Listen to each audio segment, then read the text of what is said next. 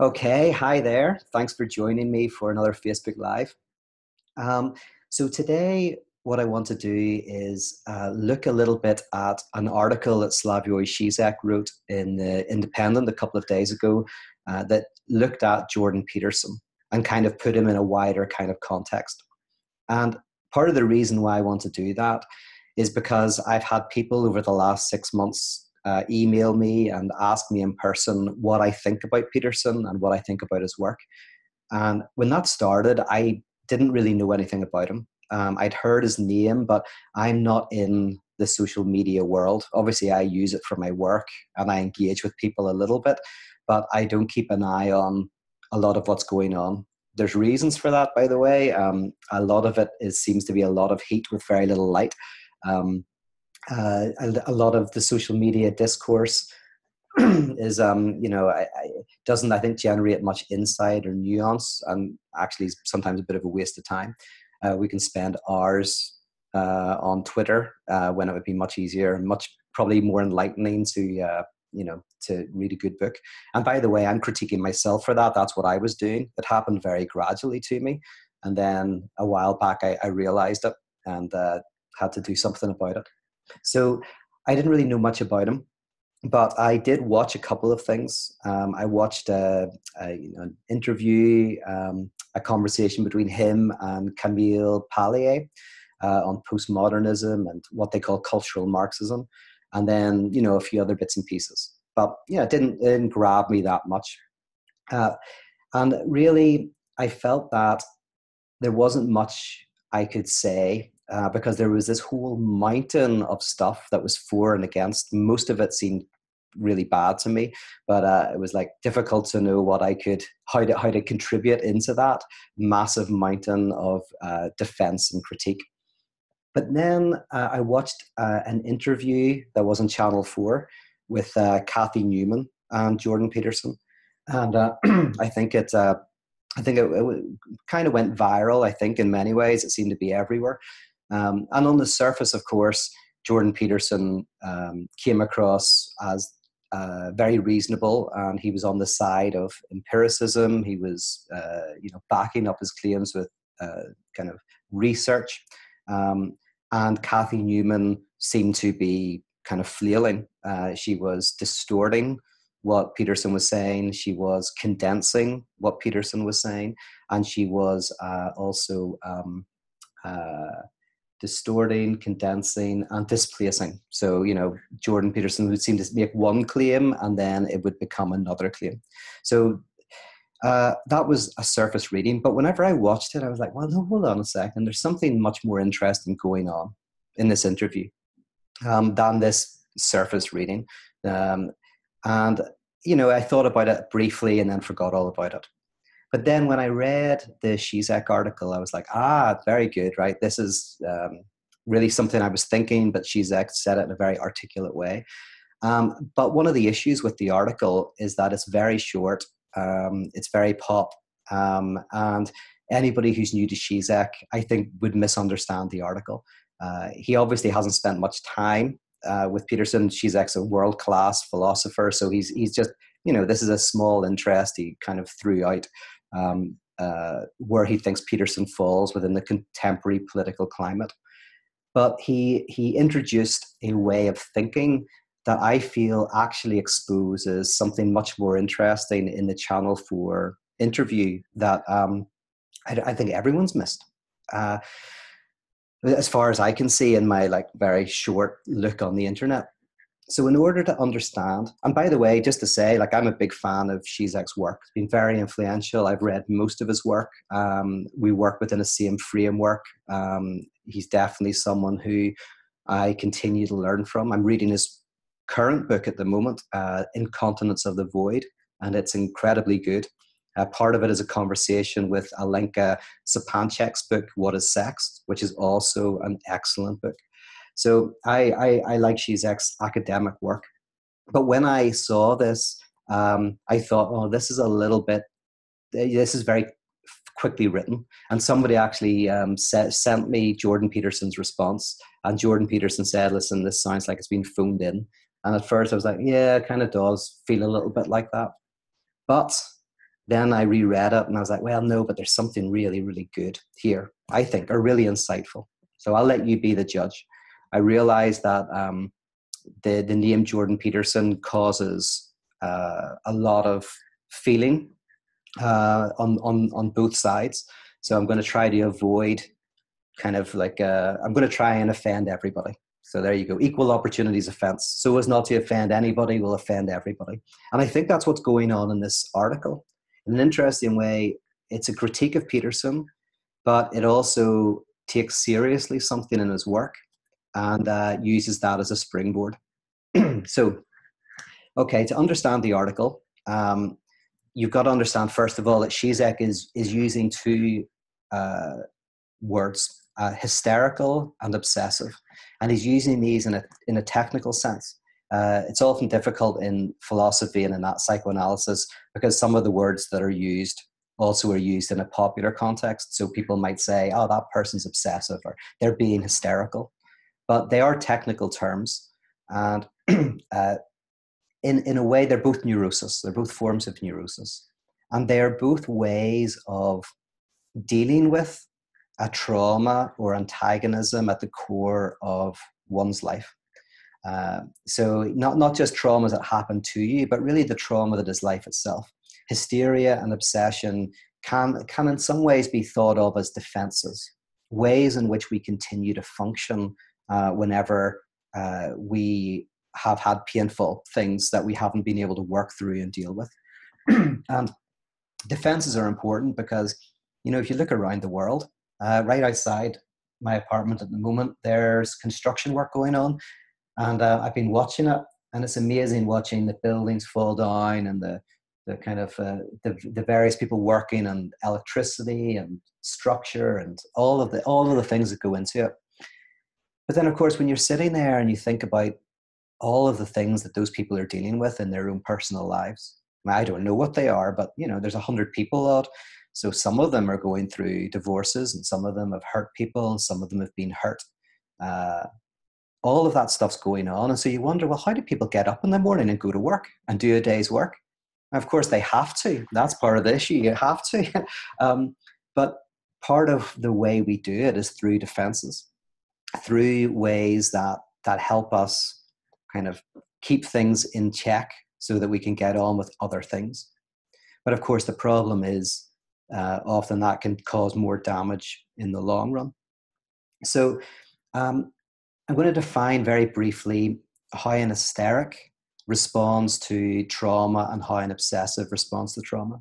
An hysteric tends to experience distortion in reality. So they have hysteric has a lot of anxiety. So they're anxious. They might be scared of heights. They might be afraid of flying in closed spaces, open spaces. They might be scared of work colleagues. They may be unable to open emails, answer phones, all sorts of things. So there's certain anxieties that get in the way of affirming life and living, right? Now, what often happens, what does happen is the hysteric, they have reasons for their anxiety. So, for example, flying, people can die. They walk around and triple lock all the doors, make sure everything's closed before they go to sleep because somebody could break in.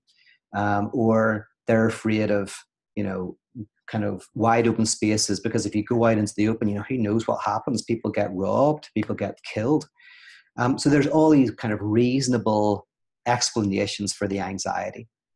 However, for anybody else who knows the hysteric, they know that these are not, these are distorted, they're not really justifiable. They have the air of sense, but they really don't look sensible at all. And not only that, so for example, if an hysteric thinks that their boss is out to get them and they think that all their colleagues hate them, and they would love to see him or her fired. And, so the hysteric comes home from work feeling persecuted and seeing all of these terrible things that are happening around them, right? That are being done to them. Even if their coworker is being nice, it's like, oh, they're being nice because they want to lull me into a false sense of security or whatever. Now, So the hysteric actually misperceives and has a very difficult relationship with data, with empirical reality. They miss things, they misinterpret things, they don't see things that are there, and they do see things that are not there. But Lacan interestingly says about hysteria that the hysteric lies, but the lie envelops a truth. So while the hysteric is saying, oh, everyone's out to get me at work, and, or I'm terrified of heights, and, because I could fall, or it could be or an earthquake or something like that if I'm, if you're in a building. The lie is, of course, that's not like very likely at all. But the truth is the anxiety. The truth is the anxiety. Lacan says anxiety is the affect that does not lie. So other emotions can lie. You can be happy, but you're really sad. You can feel hatred, but you really love a person. So it's funny, people think, oh, emotions don't lie, but emotions lie all the time. But there's one in the psychoanalysis, there's one kind of emotion or affect which doesn't lie, and it's anxiety. And the reason why they say that is because anxiety always points to a real trauma. So somebody might kind of in their childhood have a blank, between the ages of 5 and 7 or something like that. They can't remember anything. They have a blank. But they have an anxiety of, enclosed spaces. And what the anxiety points to is it points to actually a real trauma that might have happened in that space of time where the person has no memory. They literally just, it's a black hole, right? And it might not be anything terrible that happened, as in objectively terrible, but it's still terrible. That person might have, felt abandoned by their parents. They might have felt under threat in some way, whatever it is. But something maybe happened in that blank space. And the anxiety points to a real trauma, but it's displaced. It's being displaced into enclosed spaces. It's being displaced into a fear of cars or driving on the freeway or whatever it is. And so in analysis, the analyst is great working with an hysteric, because you go, okay, the stuff that's being said might be distorted or condensed or displaced, but the truth is being spoken. The truth is in the anxiety. And then what the analyst does is they then attempt to help the analysand to reconstruct and return to the real site of the antagonism, the real site of the trauma, to begin to work it through. Now, an obsessive is different. An obsessive is someone who tells the truth, but the truth enfolds a lie. So if the hysteric, in a sense, lies to themselves and to others, but in that lie, there is a truth that is the anxiety and where the anxiety points. The obsessive tells the truth, but the truth hides a lie. And what that means is an obsessive will be very interested in empirical reality. They're very interested in the truth and in facts and all of that. And so an obsessive will say to an hysteric, no, they're not out to get you. Look at the evidence. Here's this, this, and this. Look at what you're overlooking. Look at all these kind of misreadings you're doing. And of course, you shouldn't be scared of heights. Like the idea that an earthquake, say if you're afraid of being in a high building, that an earthquake is going to happen is so infinitesimally small. And these buildings are all earthquake proof, and so you're talking about there's more chance that you'll win the lottery 3 times in a row than this building will fall down in an earthquake. Whatever it is. So that's what the obsessive does. But the obsessive still also has to deal with the antagonism and the trauma of life. So how do they cope with it? Well, they put the antagonism into someone else. They find an enemy, or they find an obstacle. And it has to be an obstacle that they can interpret as being the real issue. So, for example, and this is why Žižek uses the example of a guy who is jealous that his partner's sleeping around. So what happens is he finds out that she is. So he's like, well, look, I'm jealous, but it's true. I was right. Like she's seeing somebody else. But Žižek is making the point that no, just because it's true doesn't mean you're not still pathologically jealous. So it's the old saying, just because you're paranoid doesn't mean they're not out to get you, right? You can be paranoid that the FBI are out to get you, and they actually are out to get you. But just because it's true they're out to get you, it doesn't mean that you don't require that belief in order to hold yourself together. Now, a tell here is when, say, an obsessive is secretly happy when they discover that their partner, say, is sleeping around. I told you so. I knew it. I knew this was going to happen. And the way they're talking, even though they're feeling suffering, there's some enjoyment in the way they're talking about it. Like, I knew the FBI were out to get me. It's like, because that enemy is required in order to displace the anxiety or the antagonism onto another. Now, this is the basics of fascism, of course. So the fascist community is a community that believes in organic oneness. So organic wholeness, oneness with nature, a kind of romanticized engagement with the world, a non-antagonistic source of everything, which is disturbed. And the disturbance is an enemy, and the enemy is the figure of the Jew, the Jewish community.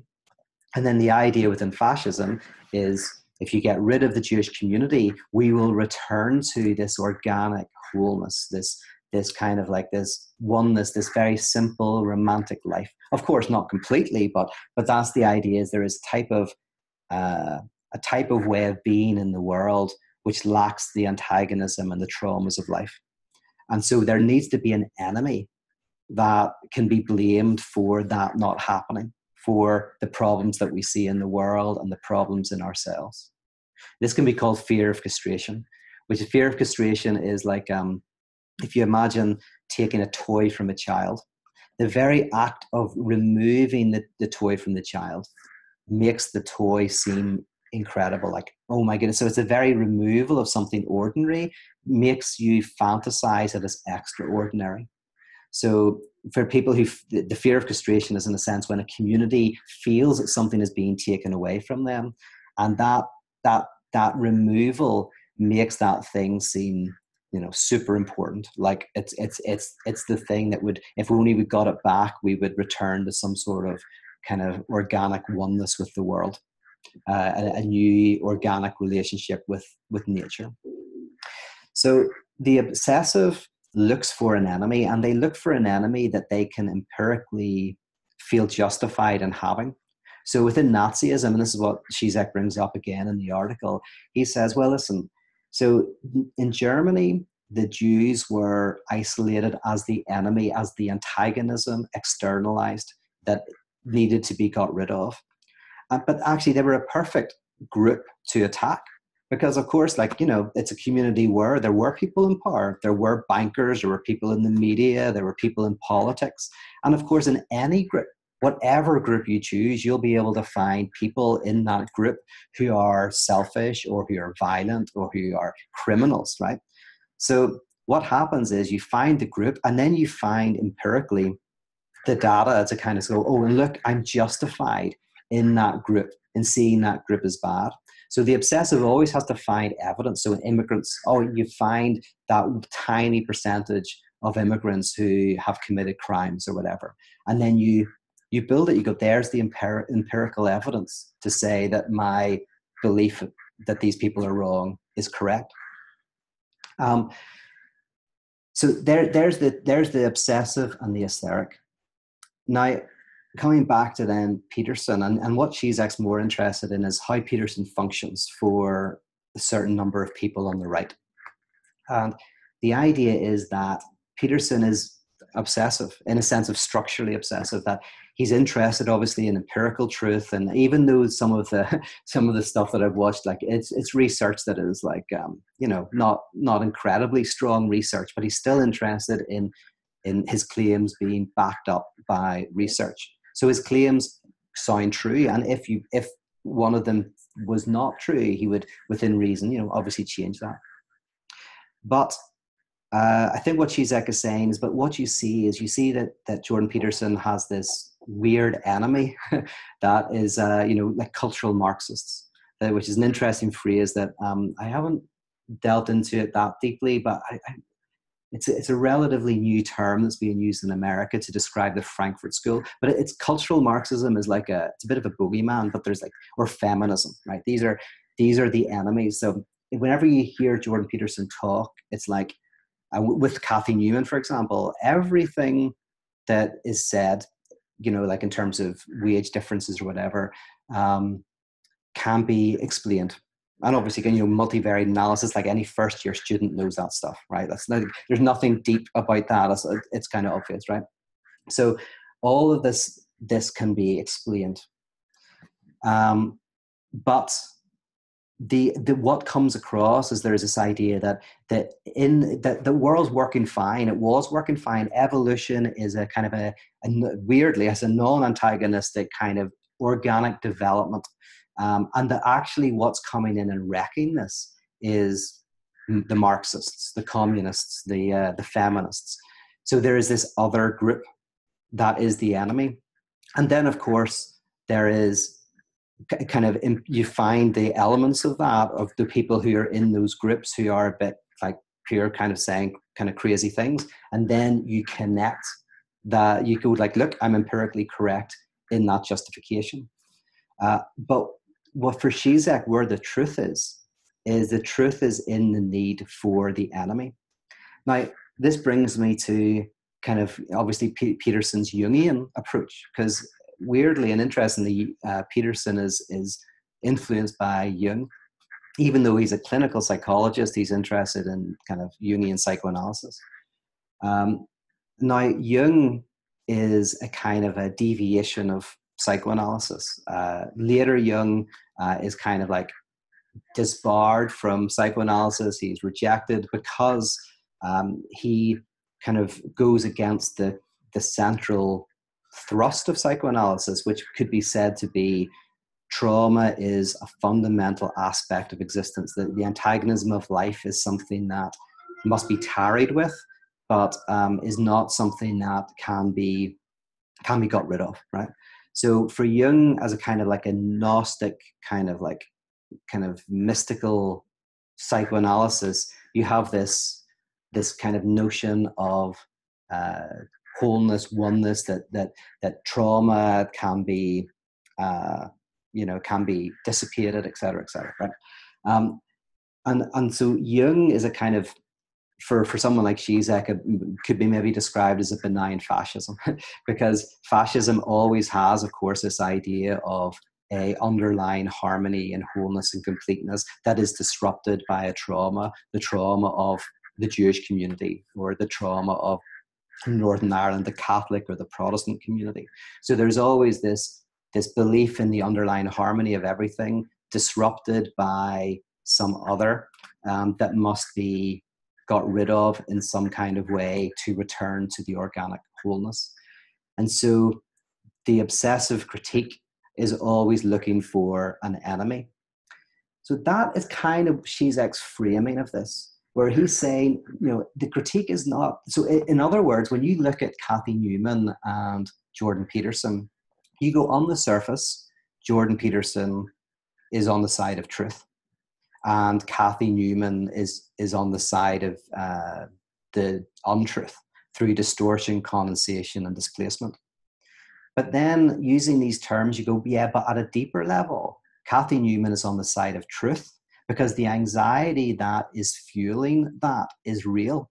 There is a real antagonism within our society. There is a real political and economic issues that are damaging and destroying people and causing all sorts of problems.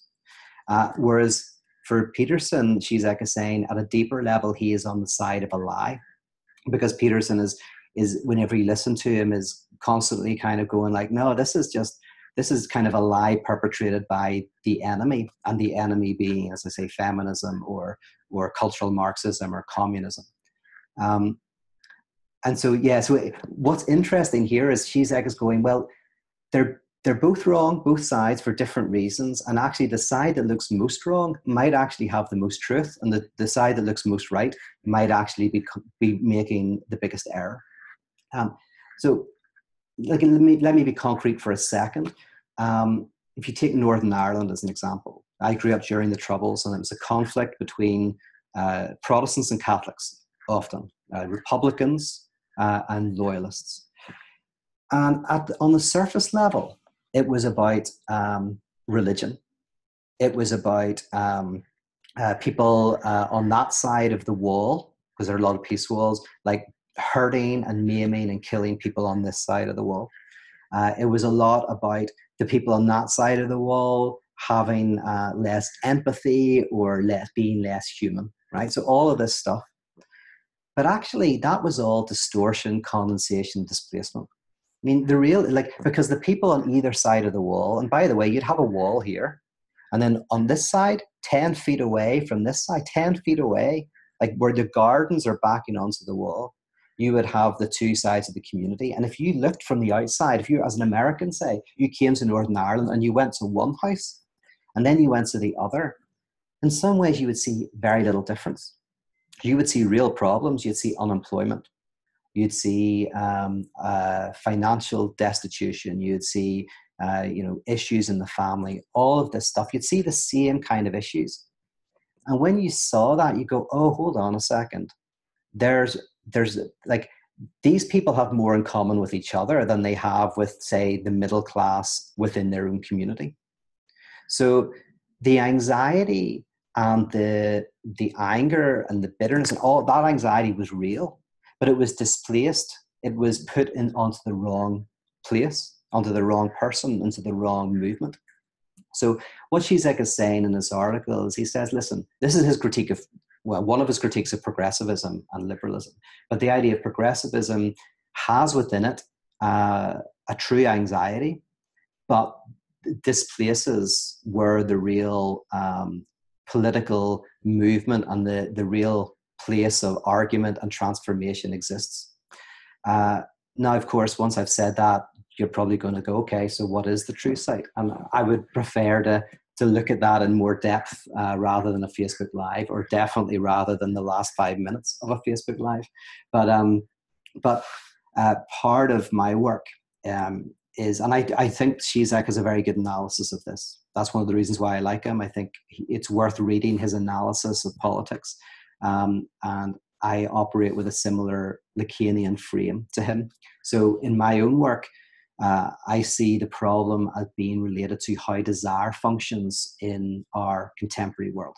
So the issue is related to how desire functions in consumerism, and the answer lies in creating communities that short circuit the form that desire takes today in America and in so many other places in the world. So that's in a nutshell where I think the thing lies, and that's why I do a lot of work on the theme of desire.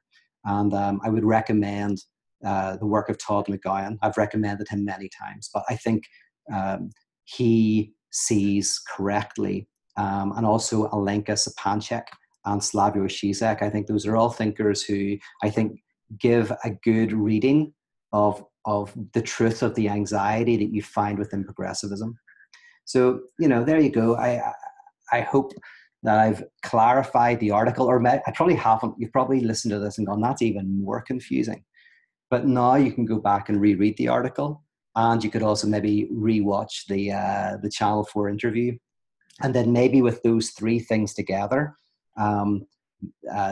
it'll make sense, even if you disagree with it. I mean, you may also listen to this and go, oh, that's an interesting way to think.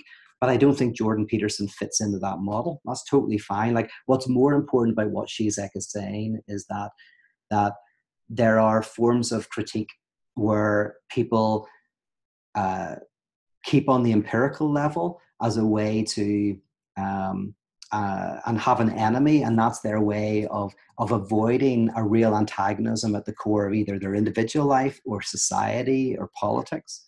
And there are those who experience a real anxiety but displace where the real issue is. And so therefore we never get to the bottom of things. We just flail and fight and distort, and we never kind of move towards health. And the role of the theorist is to be the analyst. The role of the theorist is to try to take the anxiety seriously, reveal its true source and work through it.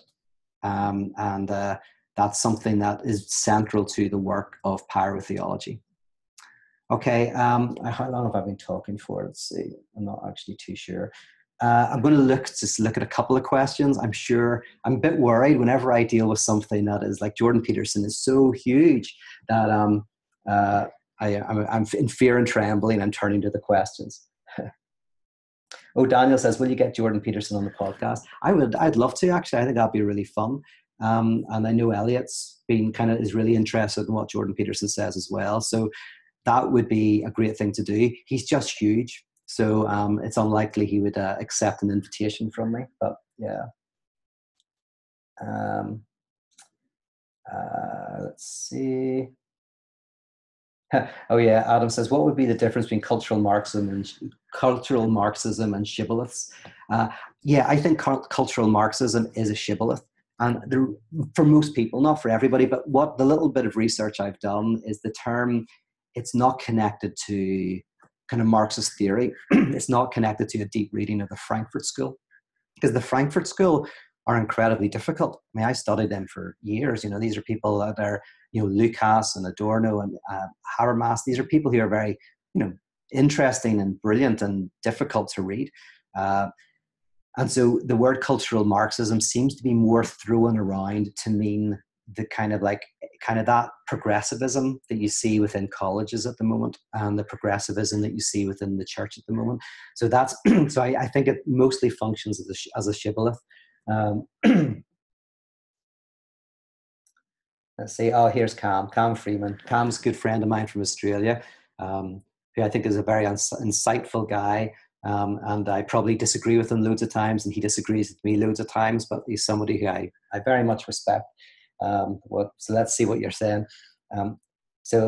Left political correctness, cultural Marxism, is not an external intrusion or boogeyman. It's the dominant cultural discourse in academia, the media, and the entertainment industry, and therefore the handmaiden of neoliberal capitalism, imminent to the problems of the existing order of things. So yeah, I kind of partly agree with that. And Žižek, well, you know this because you know Žižek's work well. That's what Žižek is saying. I think he's saying that, but what he's saying, and I don't know if you agree with this, Cam, is that it's the anxiety within it's real. And that's the difference. The anxiety within, say, political correctness in the academy and the entertainment industry is a real. What Marx would say, it's a real explosion of. It's a false. It's a guise for a real. Let me repeat. Sorry. It is the truth that's in the guise of a lie. It's a real explosion of real suffering, of real trauma, of real political and cultural issues that we need to wrestle with.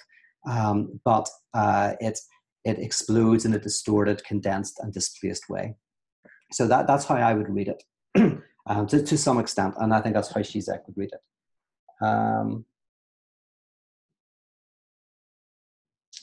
There's lots of great stuff being said here. This is great. Seth says, how do we distinguish between genuine victims and scapegoats? Or do you mean genuine enemies and scapegoats?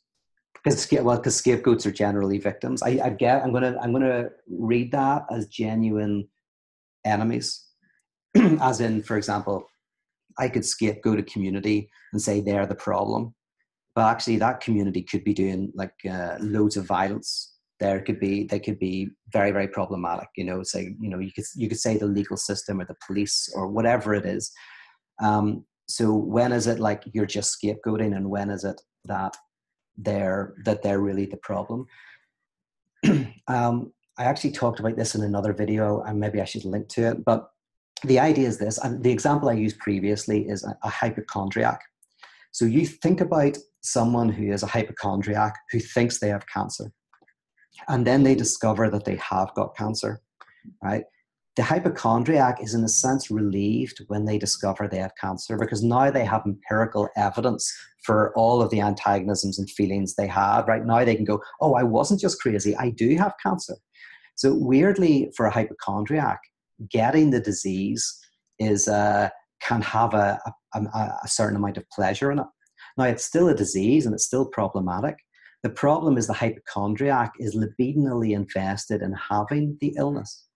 Now, contrast that with someone who's not a hypochondriac, but who does find out they have cancer. There's no enjoyment in that. There's no sense in which they wanted it or they have libidinal investment in it. So they can better fight against it. They can better do things that will get rid of the cancer. So the way you know, say you have like a cancerous element in society, an element in society that's problematic, you have to ask yourself the question, am I libidinally invested in that? As in, do I put all of my anxiety and anger into that group or that political figure and say, if only they weren't there, then everything would be great? Because if you are, then you're libidinally invested in that enemy, which therefore means that you will often self-sabotage. You'll often have a vested interest in keeping that enemy because that enemy is actually holding you together. That's the basic fascist logic, right? But if you have an enemy, like you go like this political figure or whatever is bad, but you're not libidinally invested in them, then you can better engage with and analyze and work out the best strategies to do something about it. So that's the difference. The difference is, are you invested libidinally in the other that you think is the problem? Or are you, being able to disinvest you? That's partly why I came off social media, by the way. I find myself becoming libidinally invested in issues that I thought were bad. And I felt that if I was too invested in terms of my sexual desire, my libidinal energy, then it would muddy the waters and I would be less effective. Okay, Caleb, here's a question. I'm just jumping in, by the way, so don't think that I'm censoring your questions. I decide to read one and then I go for it. Caleb, here's a question, Pete. Peterson seems to have an underlying critique of Derrida, Lacan, and others of the same ilk. Yep. Lumping them into a category of French thought, misappropriated into American thought, and ultimately being bereft of depth with regards to social solutions on a governing scale. Very well put. He moves at that point to a critique of postmodernism. Yep. What do you think people might most often miss related to grasping the views, beliefs of Lacan and of the like? Views that you've expressed. Sorry, let me reread that. Sorry. What do you think people might most often miss related to grasping the views, beliefs of Lacan and the like? Views that you've expressed contribute positively to raveling, as opposed to the easier route of dismissal that Peterson or his contemporaries like Pallier appears to take. Okay, that's very well articulated. Basically, yes. So Pallier, who's very interesting. I've only seen a little bit of her. She's an interesting figure as well. Pallier and Peterson, they don't like French thought, or at least they don't like French thought as it has infiltrated the American Academy. Now, I gotta say, I have listened to them on this, and I've got to look. Well, while they may be good in their fields, I feel that they're reading, well, particularly Peterson. Let's bracket. I don't know enough about Pallier. Peterson, it's not his area, so you really feel that he hasn't read. And I don't think I'm saying it in a negative way. Like, people have critiques of things that they haven't studied too much of. That's not a problem. But I don't think he's versed in these figures. They're very, very difficult figures. But I think his main problem is, and that's why he used the term postmodernism. Technically, in philosophy, the technical term is post-structuralism. So when someone's talking about postmodernism, they generally mean French continental thought that has infiltrated popular culture. And he has a certain critique of that. And to be honest, fair on him. There's whenever I see how some of the continental thinkers are used and abused within kind of like popular discourse, I think there are definitely things to bring up. I just don't think that he appreciates the sources actually, So anyway, you put the point very well. So what do I think people most often miss with related to people like Derrida and Lacan and Žižek?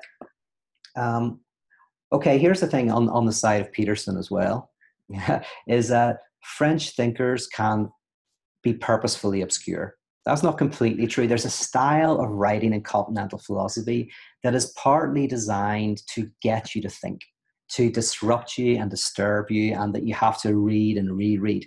And it's a certain style that infuriates some people and some people love.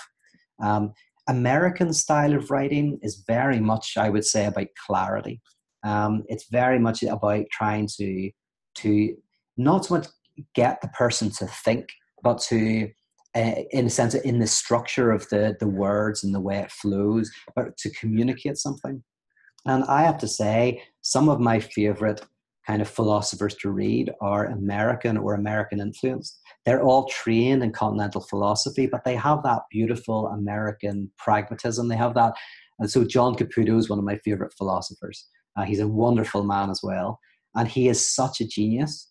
He is so brilliant, but he is also such a brilliant writer. And he has this beautifully clear and lyrical way of writing that I think is very true to an American style.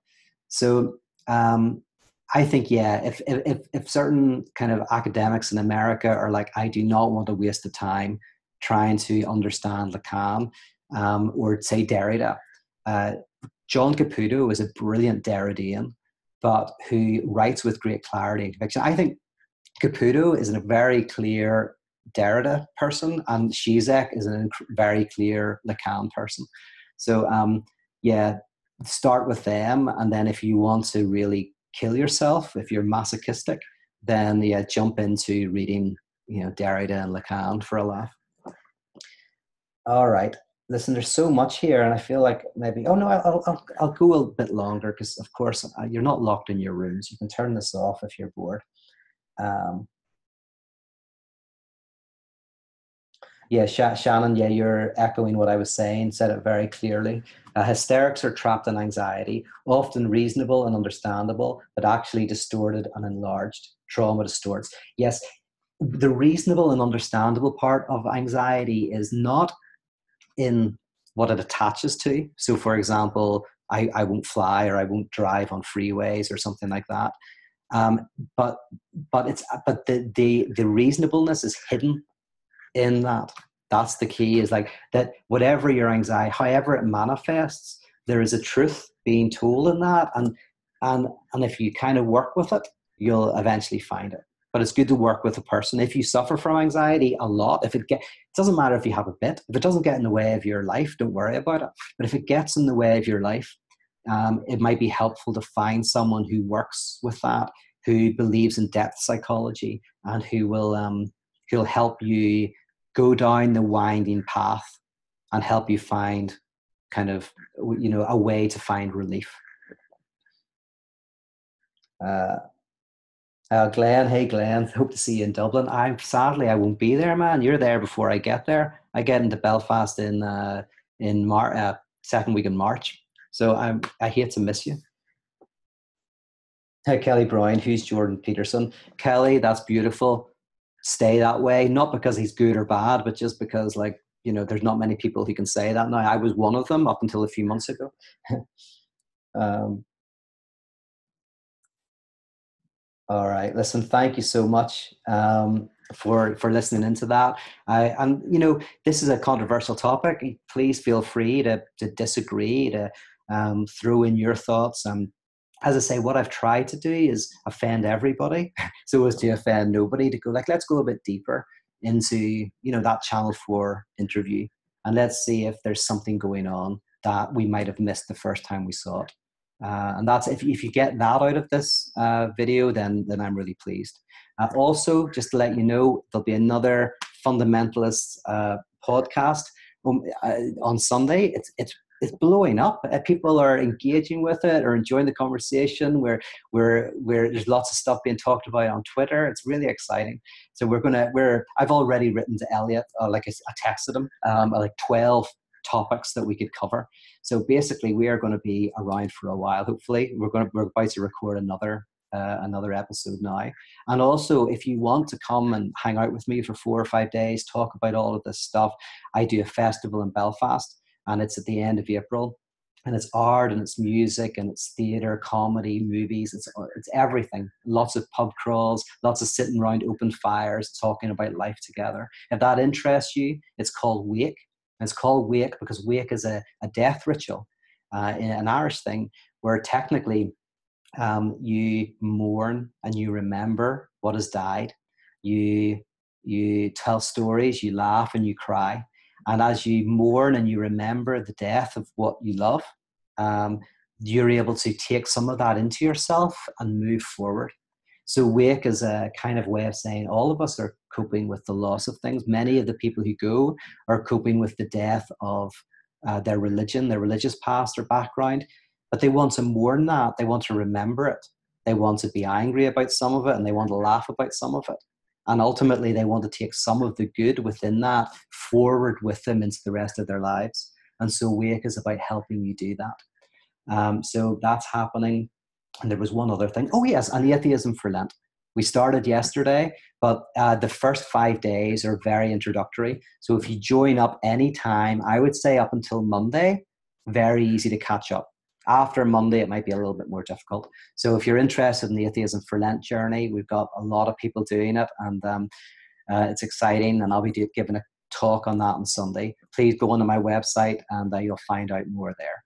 Okay, thank you very much. Appreciate you checking in, and I hope to see some of you as I'm traveling around this year on tour. If you see me, please do come up. Say I'd like to shake your hand to say thank you for following my work, engaging with it, and for those of you who support my work, I really appreciate it. It allows me to do this and everything else I'm doing.